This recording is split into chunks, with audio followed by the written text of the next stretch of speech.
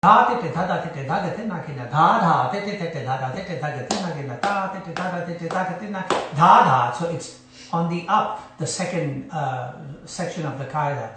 So it's not an even development, but an offbeat placing of the phrasing. So that's something that I think he introduced into the qaida world of the tabla. So I will play a qaida a little bit later, but I'm just wondering if there's another question. There are many rules to qaidas that need to be discussed, but we'll get to that in a little bit. But if there's another question, let me know. Dire, dire. Everybody's like, dire, dire. No questions? Oh, Dire, okay. dire. No, there's All right. a lot of questions. Oh, lots of questions? Okay, one question. Dire, dire. Everyone wants to know about it. How do you play it? How do you practice it? Well, थोड़ा धीरे धीरे चलिए तो धीरे धीरे आ जाएगा.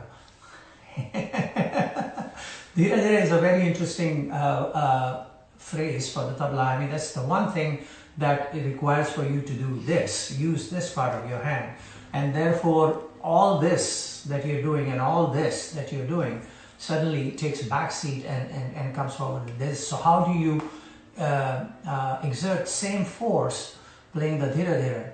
I have often said that this dhira dhira was first explored in detail by the tabla maestros of Banaras Gharana, and it started kind of in Farrukhabad, but it was mainly developed in Banaras, and which found its way through Banaras into Bengal, and then in Bengal some great tabla maestro. I think the first time I heard an interesting dhira dhira which got my attention was Pandit Kanai Datta ji, who played dhira dhira. Very interestingly, I was a concert in Ravindra Sadan with a concert hall in Kolkata with Nikhil Banerjee ji, and that's where I heard it, and I said, wow, this is interesting.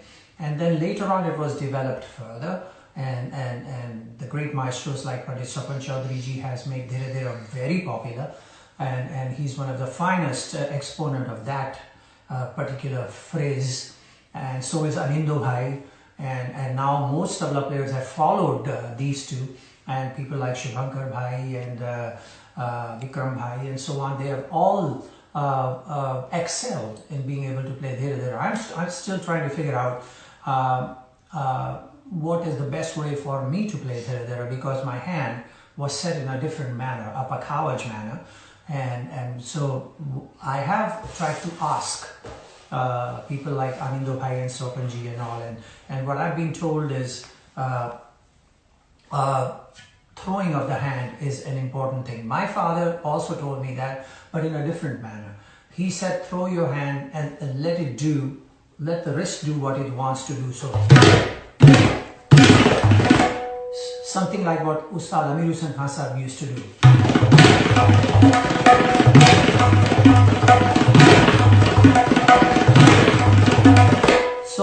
So there's a station of dadrik and then dhrit stands out and then comes back in the phrasing in terms of dynamics.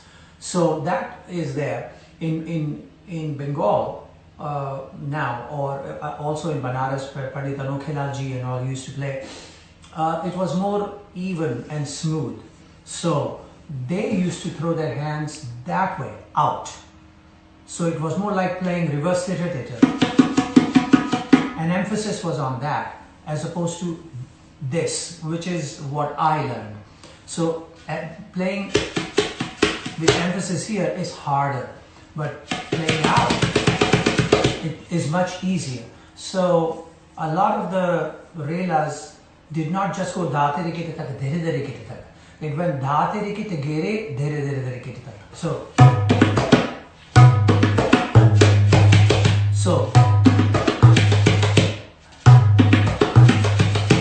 putting it out, so, and then cupping of the hand. So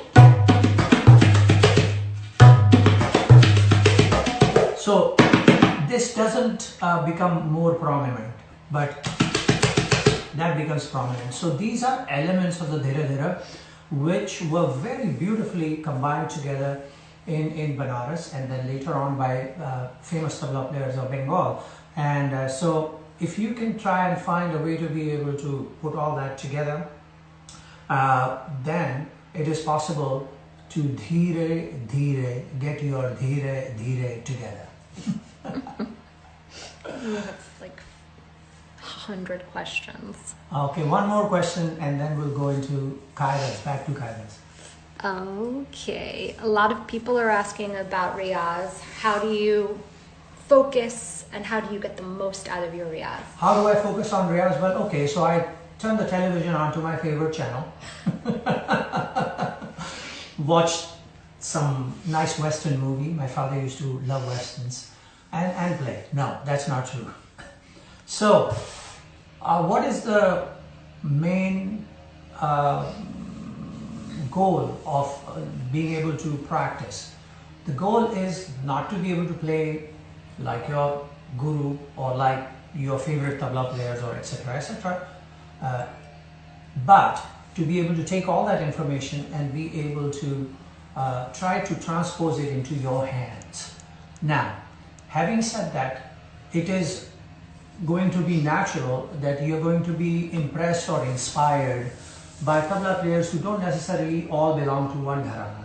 They belong to different gharanas. So, your playing then will have to be in such a way developed so that you are able to take elements of all these different gharanas and put it together. That means somehow combining different techniques into one way of playing. And so that's a tough ask. So my idea was to try to do that. And so I found that just playing exactly the way my father taught me to do, which is how I started off, I needed to develop my hands and my fingers and the way they talk to each other in a more detailed manner, so that it includes all types of combinations and permutations that are thrown out by visiting different gharana styles. And so that means developing both hands to be equally talkative with each other. Equally talkative. So that's what I try to do. So sometimes I start with like just a take up and try to develop both hands individually and then combining together. Having said that, the qaida is one element that makes that possible, to combine these two hands and make them work at a very equal pace and equal level and contributing equally. So that's something that we'll get to. But like for instance, watch out. Sorry.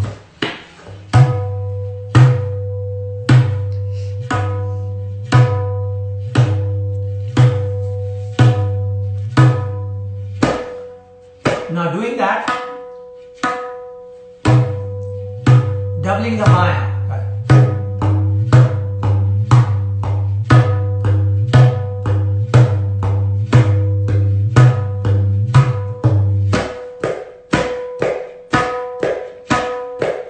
And then tripling the maya.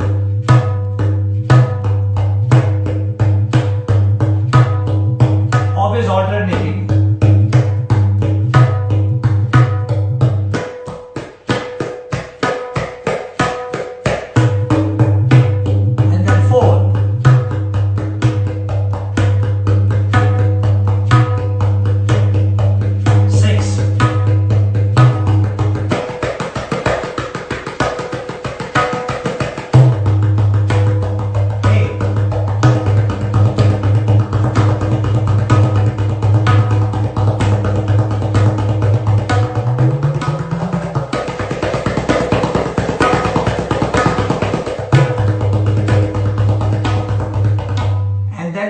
Going back and forth between them, going from 8 to 6, 6 to 8, or 6 to 4, 4 to 3, 3 to 2, 2 to 3, 3 to 6, and so on, and making those combinations.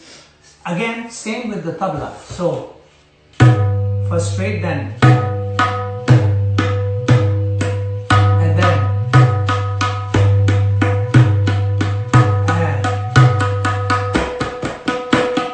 and then 4.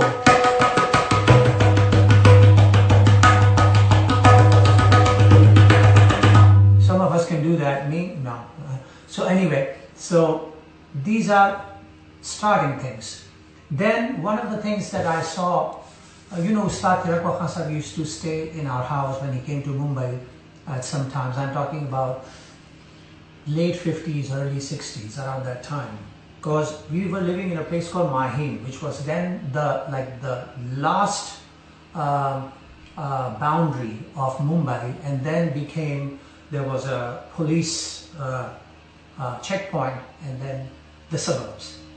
So he would stay, and then I saw him that he would practice every day. This was an amazing thing to watch. A great maestro like him still practiced, did not just rely on the idea of, oh, my hands are ready now.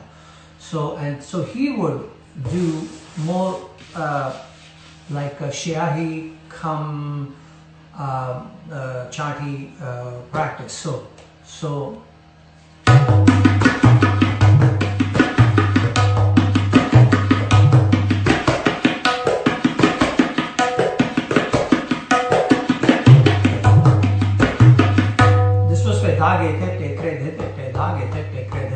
this is one of the things that he would do.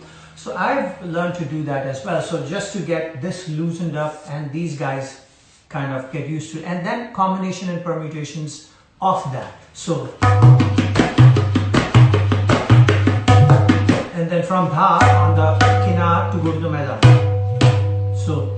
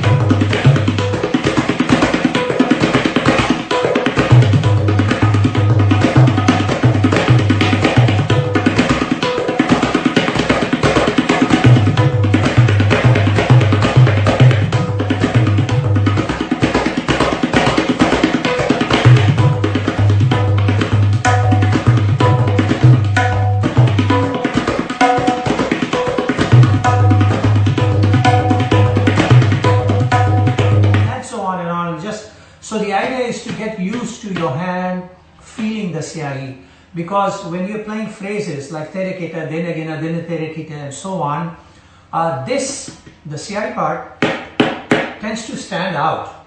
And so when you learn to do this, you learn to figure out how to be able to dynamically control that. So, you can, that's why you hear like, not, so you learn to control all that stuff. So that was another kind of practice. When I sat with my father though, at home, it was never like, okay, let's just practice da-de-dina, da-de-dina, da-de-dina, or da-de-dina, or so on. He always had me playing like as if I'm playing in a concert. So it was more like I had to play with him. So Lera, and then he would start some kind of a qaida or something, and then he would throw a variation out and I would have to respond to it or play it back, and so on. It was more like that. And so most of the practice that I had to do on my own, and then sit with him and try to figure out what was coming at me at breakneck speed, and without breaking my neck, being able to play it back. So simple things like these dha doubles, and then dhagete kridhete development, and then introducing terekete into it will work too. Like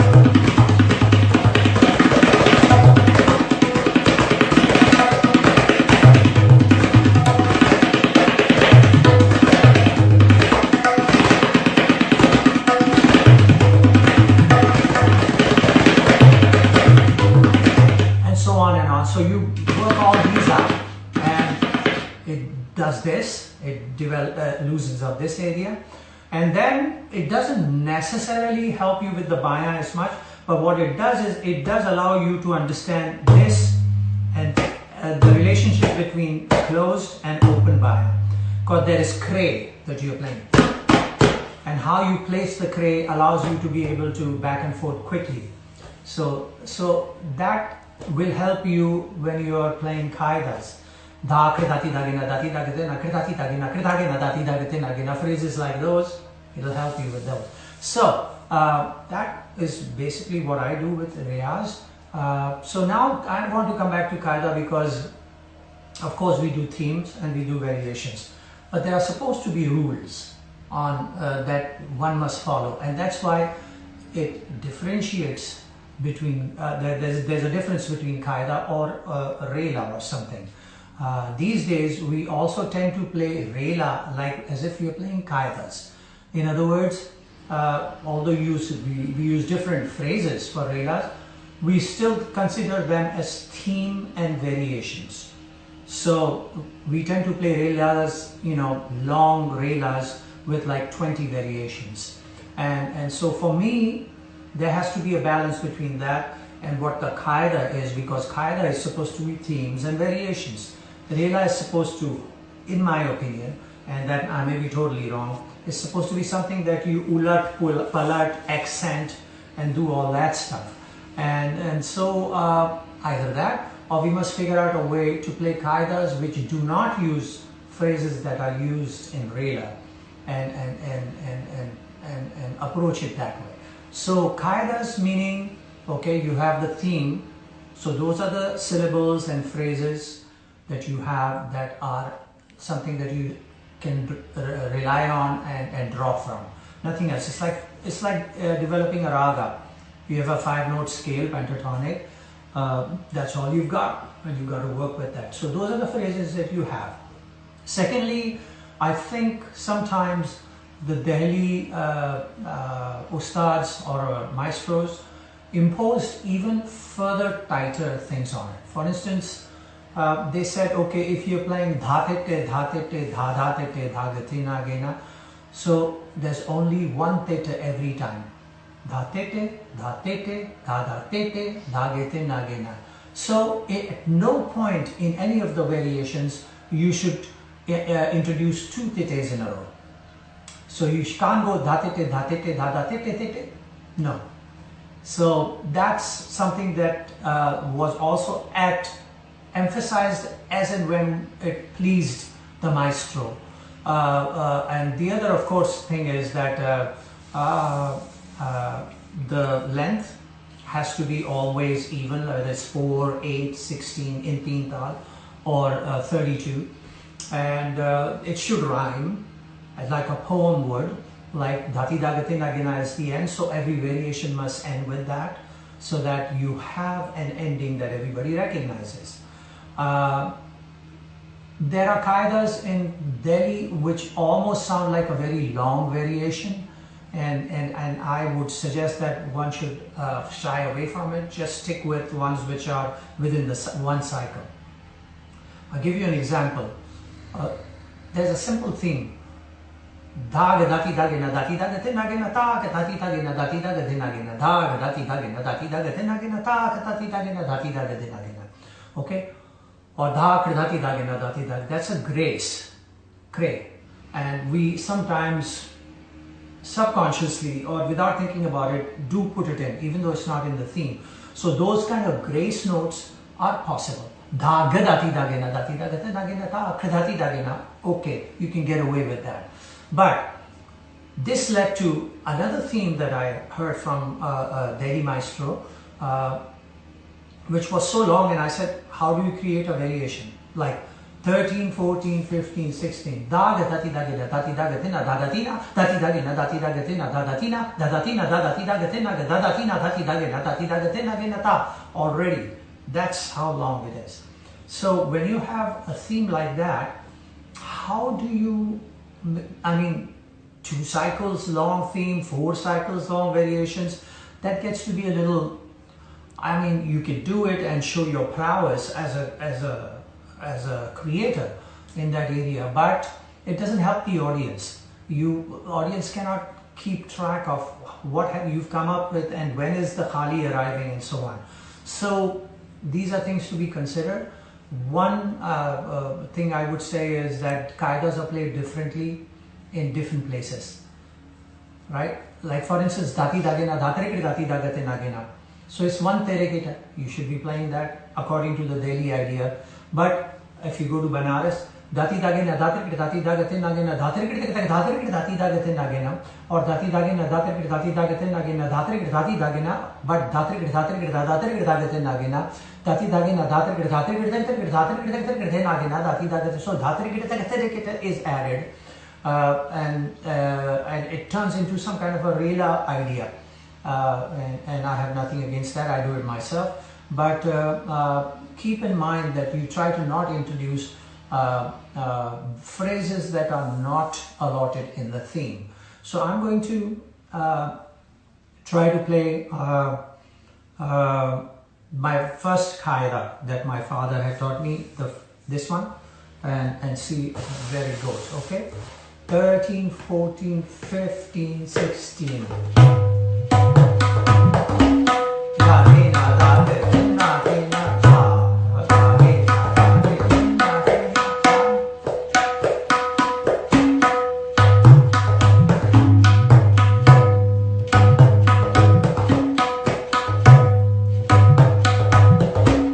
Oh, I forgot to mention one thing. Going into the khali in qaida should be clearly placed, and coming out of the khali into the sum should be clearly placed. So what I see as a good example of that is if you're playing dha, dha, gena, dag, tinna, dha, gena, dag, tinna, kena, dha, dha, gena, dag, tinna, kena, going into tin, so khali. Ta, ta, kena, tak, tinna, ta, kena, tak, tinna, kena, dha, dha, gena, dhag, dhinna, gena, dhinna, gena, dha, bringing it back. So how are you? How's everything going? And the answer is, oh, I'm fine, thank you very much. Ta, ta, kena, ta, katina, ta, kena, ta, katina, dha, dha, gena, dha, dhinna, gena. So it's a resolve, it brings you back. So tinna, kena going into khali, dhinna, gena coming out of khali. Okay? So, and according to your taste, the rest of the tinnas or dhinnas you can work with. So, as you please. So, 13, 14, 15, 17.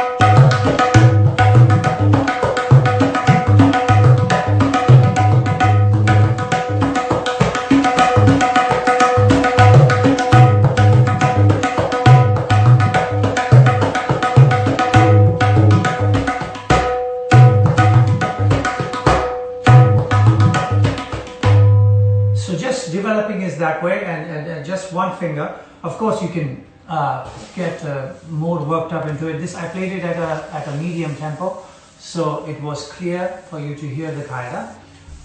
And so that was one thing that I played. Then he taught me a qaida, same qaida, but addition of T. So dha, dhagina, dhagatina, dhagina, dhagatina, gina, dha, dhagina, dhagatina, gina became dha, dhati, dhagina, tina, dhati, dhagina, tina, gina, dha, dhati, dha. So dha, dhagina became dha, dhati, dha. So dha, dhati, dhagina, tina, dhati, dhagina, tina, gina, dha, dhati, dhagina, tina, gina, dha, dhati, dhagina, tina, dhati, dhagina, tina, gina, dha, dhati, dhagina, tina, gina.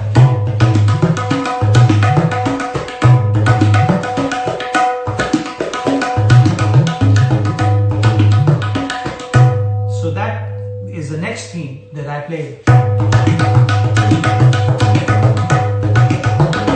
You can practically transpose the same vistaras that were in the other qaida into this, because the length and the number of beats are the same, just T has been substituted in there. So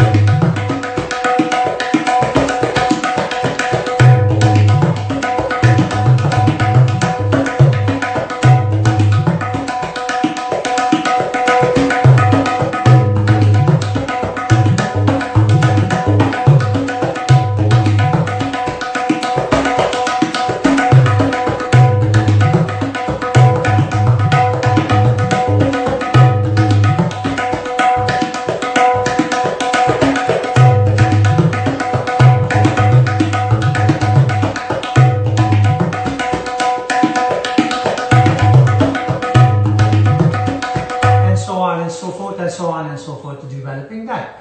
And that was, after playing that qaida for a while, he introduced Tirikita into it, but that was his concept, his idea. If Delhi was there, then the Tirikit hopefully would not have come into play, but because it was him, it came into play. So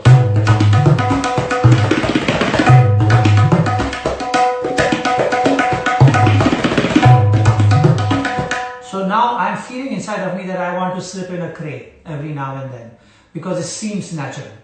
So da gadati tage nate nage na ghina gadari gita gita da gadati tage nate nage na ta kridati tage nate nage na ghina gadari gita gita gita kridati tage na. It seems natural to play in there. So by all means, slip it in and hope that nobody notices. It's a grace note, and so that's what it is.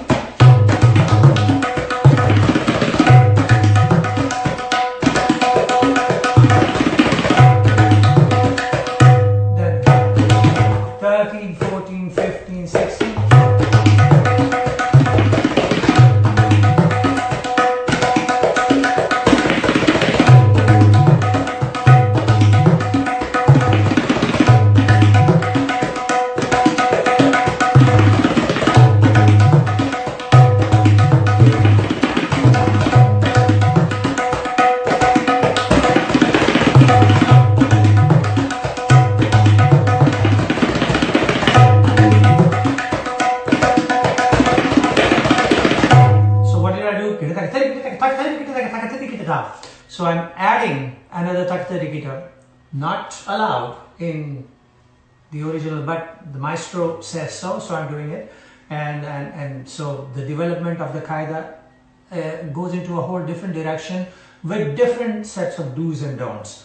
And so it goes on like that. So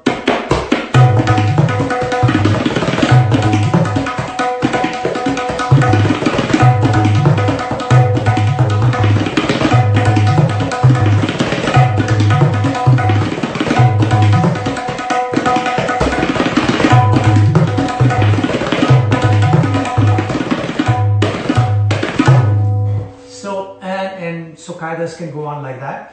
And if I was to play, I would try to follow the way the Delhi system suggests it should be, or any other Delhi qaida. I would try to follow the same manner. But I would take liberties if I'm playing qaidas which were suggested from gharanas like Punjab or Banaras or Farrukhabad, because their technique and their ability to be able to introduce a full hand idea is something very interesting. And there are qaidas that allow you some very interesting sparkle, like a, what was it?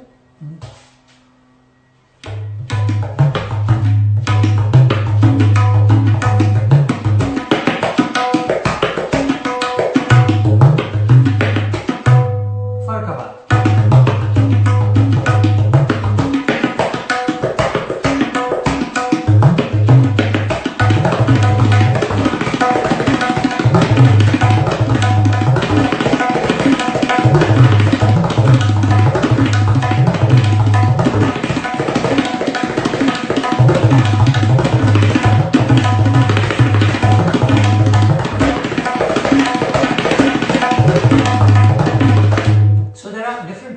Which allow you an interesting combinations like Dine Tere Kita played in there, or you know the famous Ustad Zakir Hussain.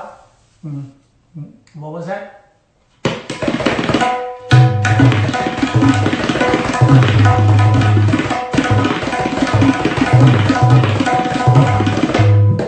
Different things like that. So qaidas also have elements that sparkle, but how to keep that away from Rela is something that I'm struggling with, and hopefully an interesting balance would be arrived at with the help of other tabla maestros and so on, so forth. So I'll hold the qaidas here and I'll take one more question.